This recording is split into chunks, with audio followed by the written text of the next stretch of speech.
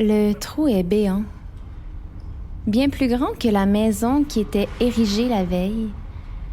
La maison, sans vie depuis 2 ans, se fait plier en deux sous le poids d'un bulldozer qui passait par là. Je dis bulldozer, mais c'est que j'ai aucune idée. Mon enfance n'a pas été bercée par la machinerie lourde jaune de carrés de sable. Quand je fouille un peu, je réalise que dans le jargon, celui des personnes qui construisent et démantèlent, on parle d'une excavatrice, d'une pelle mécanique, d'un long bras articulé avec beaucoup de potentiel ravageur.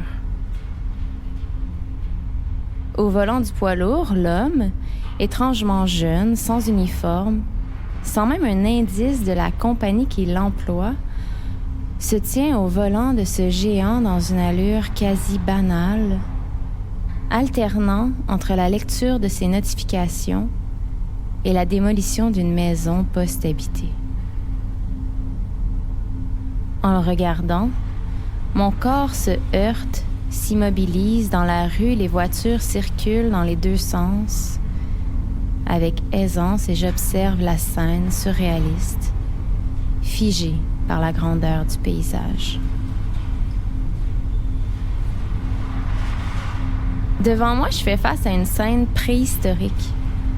Un brontosaure s'avance au sol et engloutit les plantes, végétaux et arbustes qui se trouvent sur son passage. La bête se déplace avec lenteur, mais aussi de façon saccadée. À la manière de micro-convulsions, elle étire son long cou au-dessus du toit, toujours en place, se repositionne bien au centre, évalue la hauteur, monte légèrement la tête pour saluer le ciel et laisse retomber son poids, sans retenue sur le toit qui se plie à la façon de l'origami.